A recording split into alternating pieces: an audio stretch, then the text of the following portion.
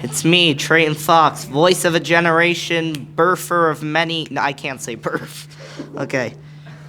Hey, it's me, Traiton Fox, you know? I'd rather have this bottle, and for this isn't a bottle. Dang it, that won't work. Okay.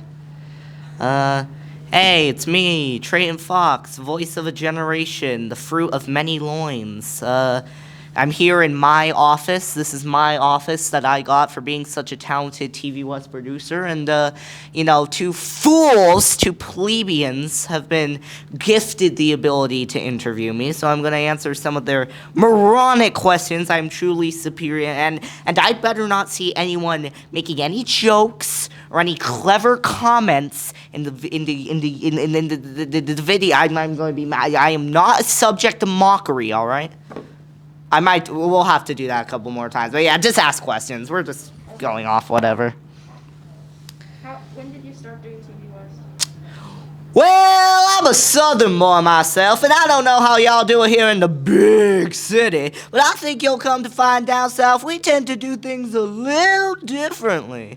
Anyway, I started doing TV West around, I don't know, 7, I think it's not, right in 7th, second semester 7th, because you have to do TV Broadcast 1. I don't remember what year it was, honestly, but yeah, it was it's a very pleasurable experience.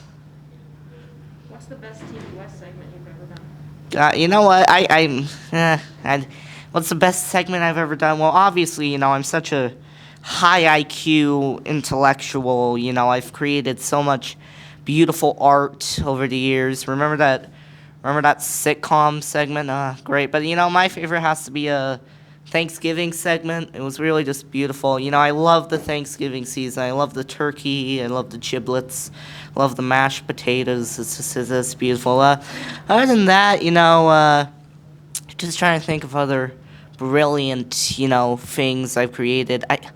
Was that one really stupid, I don't know if anyone remembers this. This was early TV West. You can find it if you go look. I made this really dumb segment about the Santa tool you guys made. We're cutting this down for time. I might just have to start for this is awful. This segment is the best segment I've ever made. It's great. It's great. It's got cheese. It's got mug. God, I'm gonna have to do this part over. I just rambled. I've mastered the art of saying nothing. All right, so I might say that one again, but move on to the next question for now. What's the best Garfield movie? When it comes to the best Garfield movie, it's a. You have to repeat the question. Be like the best Garfield movie. Yeah, Oh, we did. yeah. Okay, What's the best Garfield movie? When it comes to Garfield movie, and you better not cut any of this, or I swear I will be so furious. I think it makes sense to go in chronological order of the Garfield films that have been released. Now, we're not going to talk about the specials, because those are sort of a separate thing, though I would like to point out that the best Garfield special is better than the best Garfield movie, in my opinion, but that's just me. Anyway, so, what was the first movie? Garfield 2000... I want to say 4. My knowledge is kind of failing me right now, so let's say 4. Garfield the movie, starring Bill Murray. Now, a lot of criticism has been targeted at this film, and I'm not going to sit here and pretend not all of it is justified, but I do feel like it's a film that gets a bit too much ridicule. I think there are some strong elements within. Most importantly, the casting of Bill Murray was I think a good choice. If you had to pick someone to do it after the unfortunate passing of Lorenzo Music, but he definitely breathed a lot a lot of life into the film that may not have been there if he wasn't there. Now, when it comes to criticisms of the movie, I think the main problem is the casting of John and Liz. I can't even remember their names. They're just so boring. Liz has none of the sarcastic charm, none of the wit. John is just so bland, and it's just the entire Garfield cannot work without a strong John. I think in the type of story they tried to tell in Garfield 1, and so when John just has no charisma, none of that, it blows the whole thing out of the water. But I like the storyline.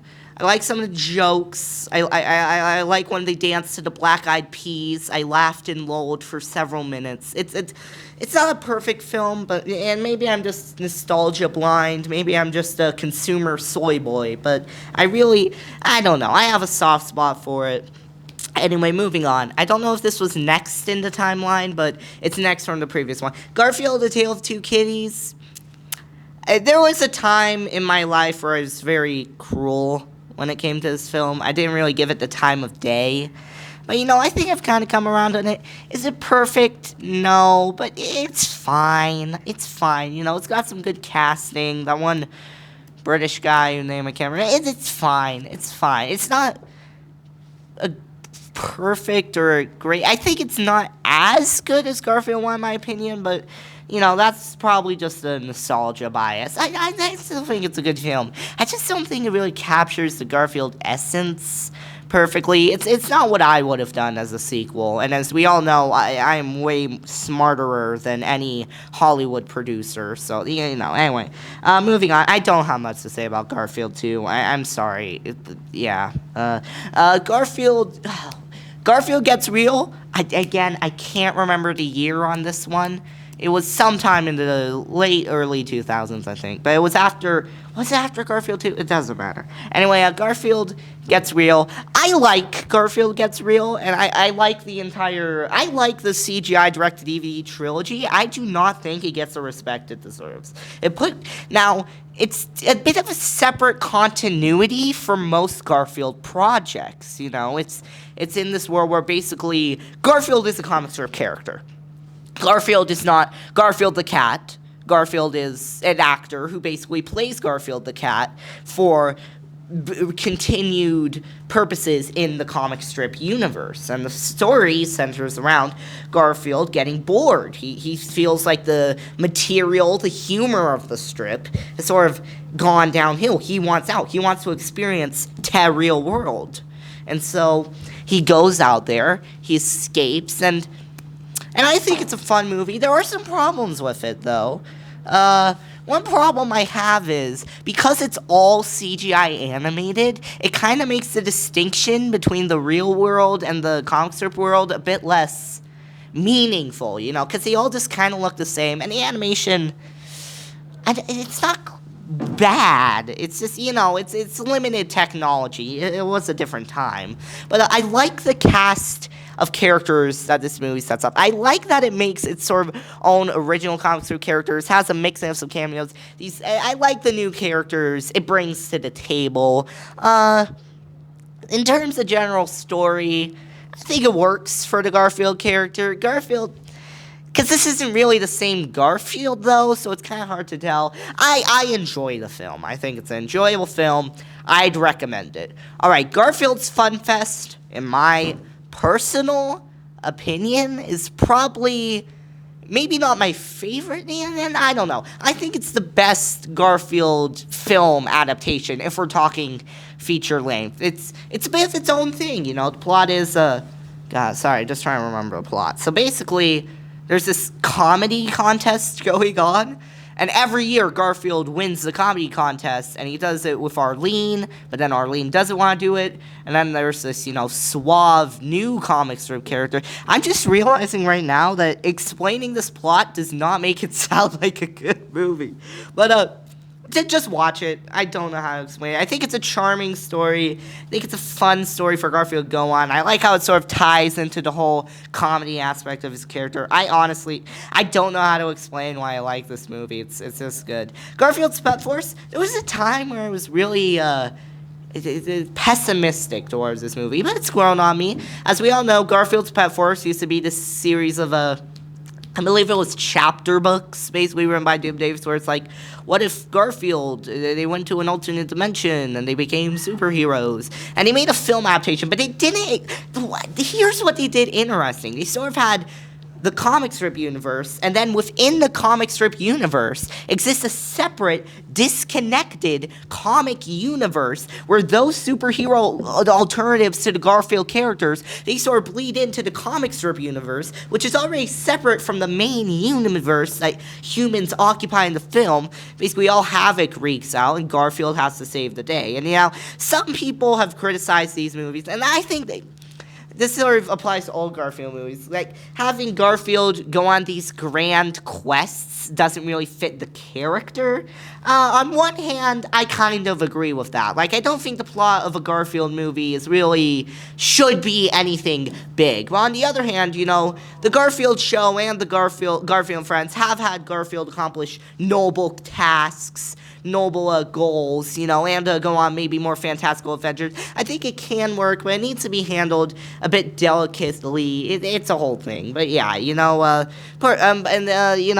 if we're talking about speculation for the future Garfield movie, which, by the way, do not cut any of this segment. I'm being serious. Please keep all of this in. I'm being serious. Anyway. I think we have a new Anyway. name of this. It's just you ranting about Garfield. Anyway. For 8 So, minutes. anyway, as we all know, We're running out of time.